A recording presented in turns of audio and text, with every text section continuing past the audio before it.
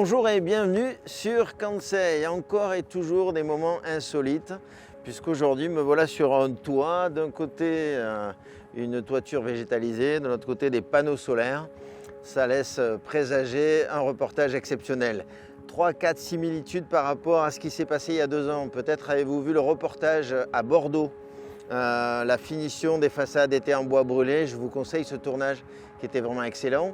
Aujourd'hui, nous sommes toujours dans le cadre des journées d'architecture pour le magazine À Vivre, que je vous présente là, qui a sélectionné cette maison, qui sera donc visitable parmi les journées. Je vais rencontrer Pascal Brion, qui est un architecte brillant, qui a construit sa maison de manière énergie Pavor, justement, puisque c'est une maison bio-climatique. Et il nous en parle avec ces mots. Voilà, je vous souhaite une belle découverte de cette région et aussi surtout de cette architecture atypique. Bonne visite.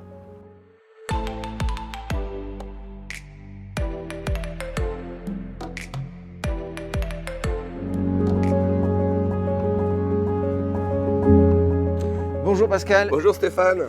Merci de nous accueillir dans cette belle région inhabituelle pour Kansei. Donc là, nous sommes, tu disais, à 800 mètres du lac d'Annecy à peu près, des rives, de la plage. Donc on a une voie directe qui nous mène au lac. Ici, on est en Haute-Savoie? On est en Haute-Savoie, à Annecy.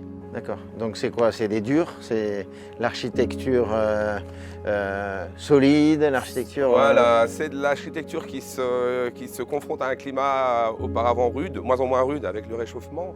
Mais voilà, il y a quand même une rudesse de l'architecture et un ancrage fort, et une caractéristique aussi forte avec des toitures très, très prononcées. On est sur une parcelle de 400 mètres carrés, tu nous dis? Voilà. C'est quoi la petite histoire en fait? La petite histoire, c'est que je travaillais pour un client qui avait une maison sur ce terrain, c'est une parcelle en longueur. Et il avait un projet de petite résidence qui n'a jamais pu se faire. Et à un moment donné, il a changé d'avis. Il voulait faire sa maison. Donc il avait déjà sa maison qui était au centre de la parcelle. L'idée, c'était de raser la maison existante, de se construire une maison plus ouverte. Sa maison était un peu obsolète. Et pour cela, il devait financer ce projet. Donc il a décidé de vendre son fond de jardin. Voilà, un petit fond de jardin de 400 mètres carrés. Mais c'est pas le fond de jardin, là, c'est le devant de jardin, du coup. Voilà. Donc nous, on a inversé un peu le projet. C'est que finalement, pour lui, c'était un fond de jardin, mais pour nous, c'est devenu effectivement une avancée sur la ville, sachant que c'était comme un quartier très, très urbanisé quand même. Qu'est-ce que tu vends comme projet architectural? L'idée au départ, parcelle petite, ça veut dire qu'il fallait construire un bâtiment très compact, mais en même temps qui rentre en osmose avec l'environnement, avec le climat. On a bien étudié l'environnement, les caractéristiques, l'ensoleillement. Là, on le voit, aujourd'hui, on a du soleil. Mais on a aussi des immeubles qui font masque. Donc, on a regardé un petit peu comment mettre en valeur ce bâtiment. Et d'autant plus que la difficulté, c'est quand on fait du bioclimatisme, on essaye de s'ouvrir au maximum au sud. Mais là, en s'ouvrant beaucoup au sud, on avait aussi ces problèmes de voisinage. Donc, l'idée première, ça a été effectivement de partir sur un volume simple et de le sculpter en fonction de l'environnement. Mais dès le départ, on y inclut une serre à l'intérieur. Et cette serre, c'est ce qui a créé en même temps, je dirais, cette capacité à ce bâtiment à devenir bioclimatique, donc à se nourrir du climat. Donc on le verra un petit peu, c'est à la fois un tampon thermique, mais en même temps, on emmagasine la chaleur l'hiver, donc avec l'orientation. Et en même temps, on gère aussi l'intimité de la maison. Donc on a créé des degrés d'intimité au sein du bâtiment, avec des niveaux différents à chaque étage. Donc le niveau de degré d'intimité à chaque étage est différent. C'est quoi cette magie de jardin là? Voilà, donc ça c'était la cerise sur le gâteau en finale. Benoît Rey, qui est un ami qui est paysagiste à Cap-Breton. Et on a mis en œuvre ça ensemble pendant une semaine. Et on a ce jardin qui accompagne la maison, qui n'est pas très grand, mais on a travaillé par séquence, qui fait que voilà, c'est une promenade aussi. Voilà. On continue, tu vas nous faire visiter un petit peu l'intérieur. Quels sont les matériaux, avant de rentrer, extérieurs que tu as choisis là en fait? Alors le matériau principal, c'est le zinc, qui couvre les deux. Tout ça, c'est du zinc. Voilà, c'est du zinc. Avec un contrepoint de panneaux en bois. Alors c'est ce qu'on appelle du Prodex, c'est un composite avec une feuille de bois, c'est du vrai bois en aspect qui ne demande pas d'entretien. Donc on a travaillé sur ce contrepoint-là. Et puis sur la base, on a pris un matériau, un grès, imitation en pierre de Balse, qui habille tout le rez-de-chaussée. Donc Pascal, là on est au premier étage, donc, puisque tu nous disais il y a 3 niveaux. Donc petit salon sympathique, central, et la verrière, enfin la végétalisation est là quoi. on la touche presque. Voilà. On a vraiment souhaité dans cette maison maintenir une proximité avec le végétal. C'était vraiment une envie qu'on avait dès le départ. On le verra sur tous les niveaux. Ce niveau-là plus que d'autres, effectivement. D'autant plus que là, l'espace serre est comme un jardin intérieur. Voilà. Donc c'est un endroit paisible. On aime se détendre. Donc là, on est sur plutôt des matériaux, bois. Oui, alors il faut dire que toute la maison est construite en bois. Construite avec un procédé de mur bois. Ce sont les panneaux CLT, ce qu'on appelle un lamellé croisé. C'est un bois très très résistant. Les murs de structurel font 9 cm d'épaisseur. Voilà, 9 cm qui s'apportent toute la maison sur 3 niveaux. Après, on a des dalles en structure bois aussi qui font 16 cm d'épaisseur. Voilà. La maison est en bois, donc on avait ce souhait effectivement de mélanger nature et puis matériaux naturels. On a quand même des murs assez complexes, mais je dirais que chaque épaisseur de ces murs a sa propre fonction. Donc la particularité, donc une habitabilité flexible, parce que je crois que vous êtes amené ici, c'est pour ça qu'on voit les panneaux coulissants. À l'origine, on a travaillé sur des espaces et pas sur des fonctions. Voilà.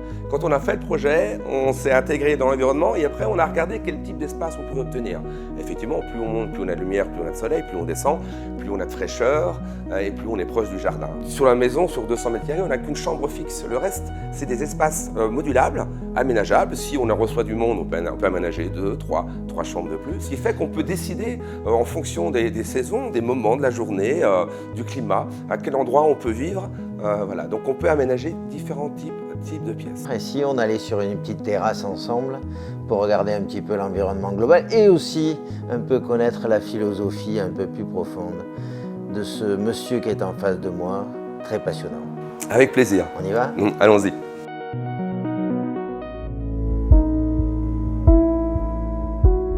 Si l'objectif, Pascal, c'était de rendre la maison vivante, en harmonie avec la nature, encore une preuve ici, globalement, de cette terrasse extérieure qui jouxte la cuisine, à laquelle on peut presque jouer à cache-cache, quoi. Voilà, tout à fait. C'est une terrasse en continuité qui ouvre la cuisine à la fois sur le paysage, on le voit. Ça, voilà. C'est le Mont Verrier ? C'est le Mont Verrier, voilà. À proximité, mais on a d'autres montagnes autour, d'autres montagnes de tous côtés. Donc l'idée vraiment c'était d'ouvrir cet espace de vie sur le paysage et de permettre de se dilater. Voilà. Est-ce que l'architecture peut encore soigner davantage tout ça ? Est-ce qu'elle peut contribuer davantage à arrêter de polluer, arrêter de créer tout ce désordre? Bien sûr. Quelle est la responsabilité par rapport à... Quelle est ta responsabilité à toi? C'est de construire des bâtiments qui ont un minimum d'impact, un minimum d'empreinte écologique. Ça, c'est une réalité, ça, aujourd'hui, ou c'est ce qu'on aimerait qu'il se passe? C'est ce qu'on aimerait qu'il se passe. Et donc, je pense qu'il y a des savoir-faire à développer.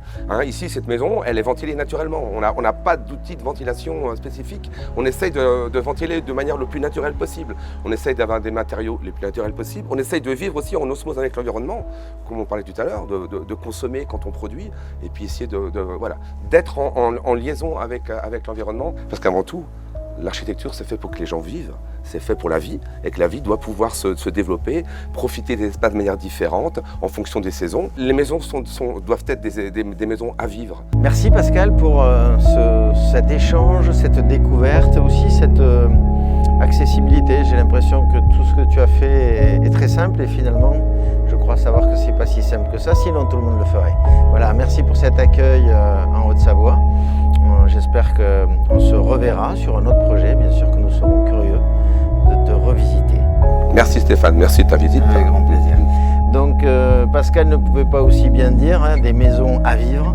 Nous tenons à remercier le magazine À Vivre qui, bien sûr, nous a proposé de diffuser cette belle maison, ce bel ouvrage, pour justement vous inciter davantage les uns et les autres à venir visiter pendant les journées de l'architecture, courant du mois d'octobre, toutes les maisons, dont celle-ci, que j'espère que vous sélectionnerez parmi vos choix. À très bientôt. Merci aux architectes, merci aux maîtres d'œuvre, merci aux artisans, merci aux entreprises et merci aussi à tous ceux qui nous regardent et qui nous sont fidèles. À très bientôt.